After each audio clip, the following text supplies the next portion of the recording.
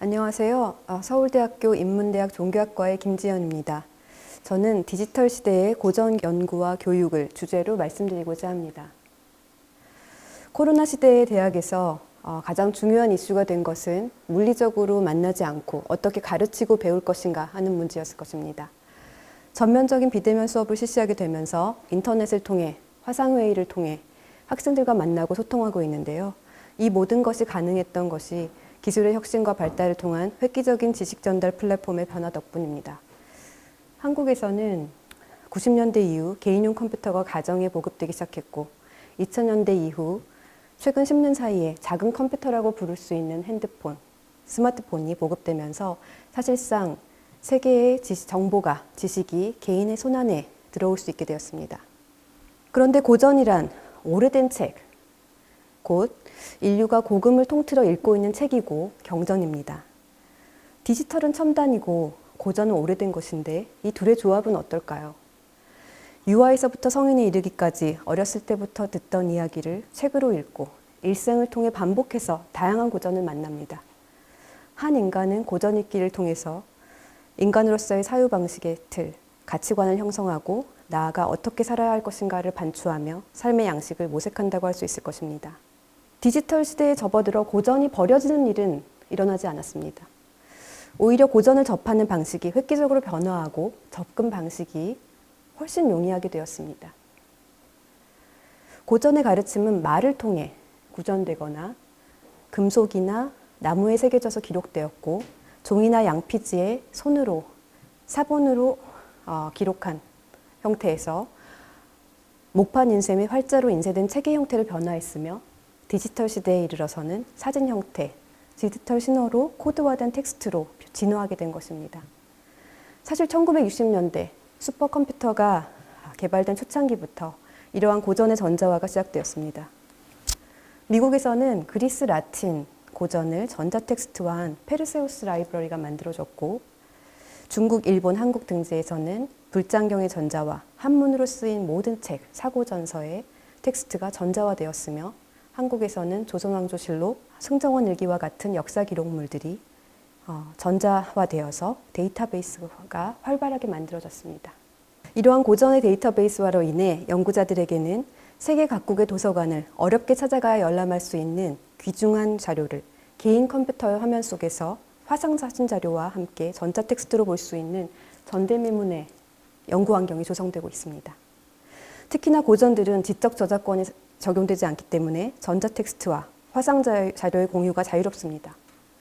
소속 연구기관에 따른 종류의 제한은 있지만 언제 어디서나 귀중한 자료들을 탐색하고 비교하고 연구할 수 있게 된 것입니다. 전자텍스트화가 진행되면서 같은 사상 계통의 텍스트에서 어떤 개념어가 많이 사용되는지 묶어서 볼 수도 있고 문건들을 시대별로 나열해서 같은 단어가 어떤 용법으로 사용되는지 추적하며 수백 권의 책장을 일일이 넘기지 않고서도 관념의 역사적 변화 추이를 단시간 내에 비교하고 연구할 수 있게 되었습니다. 다시 말해 개인이 자리한 시공에서 전자매체와 기기를 통해 수백 년의 시간과 공간 차이를 허물고 고전의 바다에 접속할 수 있게 되었고요. 물리적 제약에서 자유로운 연구 환경을 누리게 된 것입니다. 교육의 문제로 넘어오면 그리스어, 라틴어, 산스크리트어, 한문 등 고전어로 쓰인 원전을 어떻게 읽을까? 어떻게 독해하고 번역하고 해석하는가, 이를 어떻게 배울까 하는 문제가 남습니다. 물론 이 역시 기존에 있던 번역 업적을 바탕으로 인공지능 기술로 고전어를 순식간에 현대 한글로 번역할 수 있습니다. 최근 2억 자가 넘는 승정원 일기를 인공지능으로 번역하는 사업이 진행되고 있다고 보도된 바 있습니다. 딥러닝 방식 학습으로 인공지능 번역 수준은 점차 증가되고 향상될 것이라고 합니다. 그러나 고전 원전을 스스로 읽고자 하는 대학생의 경우 학교의 수업을 통해 원전의 문자와 독해와 해석을 학습하게 됩니다. 문자의 소리를 읽고 축자적 의미를 이해하는 것 역시 전자사전 검색을 통해 단시간에 해결할 가능합니다. 저 역시 매일 한 번 이상 전자사전을 열어봅니다. 그 다음은 번역과 해석의 문제인데요. 번역이 어려운 것은 한 문장이 그 안에 지시하는 바가 없는 다른 문장, 혹은 다른 상황을 참조하고 있는 경우가 많기 때문입니다. 예를 들어 송대의 대유 주자, 주의 선생의 어록에는 공자의 언행을 기록한 논어의 인용이 매우 많습니다. 인용문의 경우를 보면 선생, 즉 공자께서 안회에게 급기복리를 말씀하신 것은 다만 바로 시청언동일 뿐이다. 시청언동 네 글자가 나옵니다. 보고 듣고 말하고 행동하다 라고 하는 네 글자인데요. 이 문장을 직역해서는 무슨 뜻인지 알 수가 없습니다. 즉 시청언동, 이 네 글자가 쓰인 정거가 있기 때문입니다. 이 말은 공자의 언행을 기록한 논어의 안연편에 얘가 아니면 보지 말고, 얘가 아니면 듣지 말고, 얘가 아니면 말하지 말고, 얘가 아니면 행동하지 말라 라고 한 구절을 정거로 삼은 것입니다. 즉 비례물시, 비례물청, 비례물언, 비례물동이라고 하는 것에서 한 글자씩 따온 것이죠. 시청언동이란 네 글자에 얘가 아니면 뭐뭐 하지 말라 라고 하는 공자의 잠언을 함축하고 공자의 예사상이 집약되어 있는 것입니다. 고전 수업에서 이루어지는 많은 부분이 이렇듯 텍스트가 참조하고 있는 또 다른 텍스트를 상호 참조하여 저자가 의미하는 바를 총체적으로 드러내는 번역 작업입니다. 이러한 작업은 사실상 디지털 시대에도 변함없는 핵심적인 고전학습의 중추를 이룹니다. 대학의 고전교육은 기술적인 부분과 비기술적인 부분을 나누어 볼 수 있을 것입니다. 디지털 플랫폼과 데이터베이스는 고전 연구와 교육의 기술적 부분의 향상, 즉 특히 검색과 발굴에 들어가는 시간의 단축을 가져왔다고 할 수 있습니다. 비기술적인 부분은 텍스트 간 상호 참조를 통해 그리고 텍스트가 자리한 역사, 철학 등 배경 지식이 되는 다른 영역의 내용에 대한 이해를 바탕으로 문장 하나하나의 문맥뿐만 아니라 역사 문화적 문맥 역시 읽어내고 이해하는 것인데 이 역시 예나 지금이나 대학의 고전 수업에서 이루어지고 있는 핵심적인 부분입니다. 올바르된 언어, 문자에 대한 지식을 바탕으로 문맥과 행간을 파악하는 번역과 해석의 연습을 통해 우선적으로 텍스트를 온전히 이해하는 법을 배우면 그 다음은 학생 개인의 고전에 대한 재해석과 창조의 작업으로 넘어갑니다. 연구를 좋아하는 학생은 고전의 분석적, 비판적 읽기를 계속해 나갈 것입니다.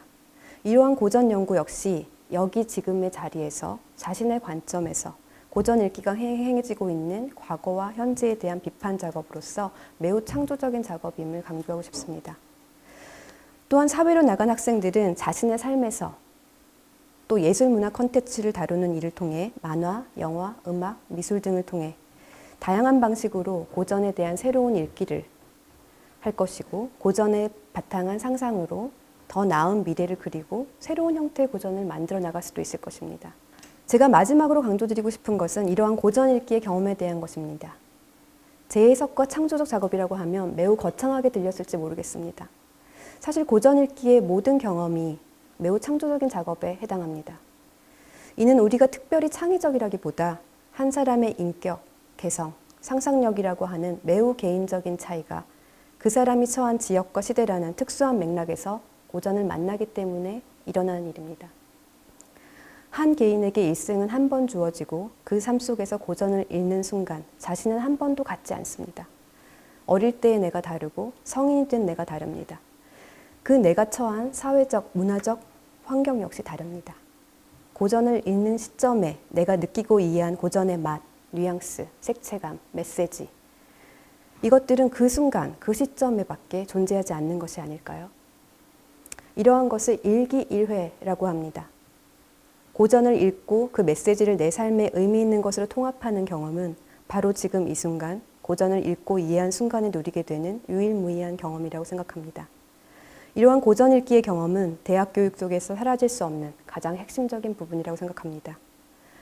디지털 시대의 대학 고전 교육, 이것은 전자기기와 데이터베이스의 도움을 받지만 여전히 학생들의 비판력으로 과거와 현재를 바라보게 하고 상상력으로 더 나은 미래를 그리도록 하는 매우 고전적인 텍스트 읽기 작업을 계속하게 될 것이라고 생각합니다. 감사합니다.